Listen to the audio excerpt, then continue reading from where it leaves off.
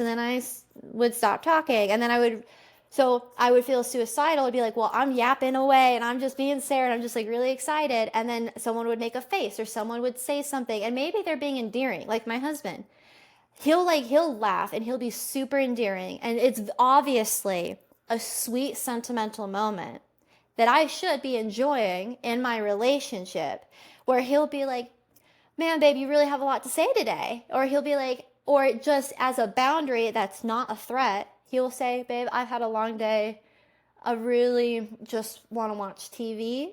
Like, we can talk tomorrow.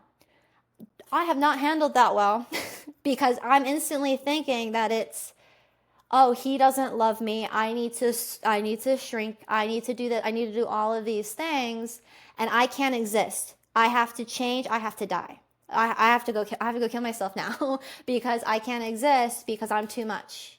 And it's like and it's like that's a dramatic experience for something small. It didn't start out small.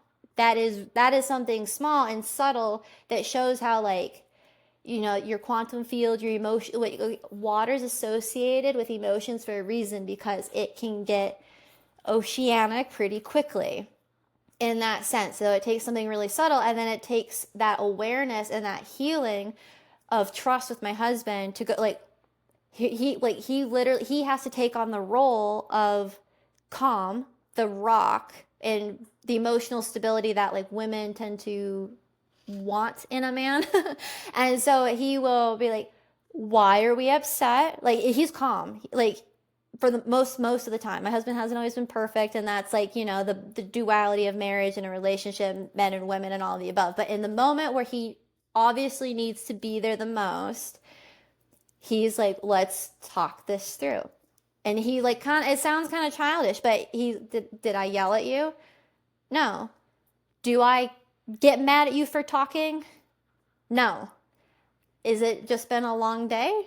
Yeah. Is that okay? I'm like, yeah. And then I feel really dumb for even thinking that he was a monster who is like, you think there's a monster under your bed and then you realize it's just your shoe.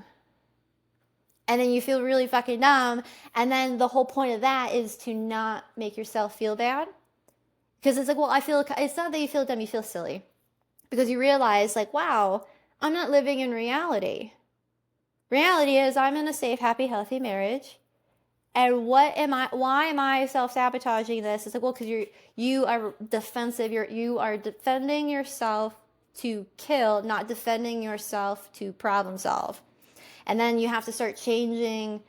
It's a whole transformation. So like when you talk about like steps of the shadow work, it's patience, it's grace, that's where when it comes to forgiveness, forgiveness isn't forgetting or letting go of what happened. Forgiveness is holding the space for the flaw of the human who is also going through their own emotional, psychosocial, spiritual experience as their own autonomous entity.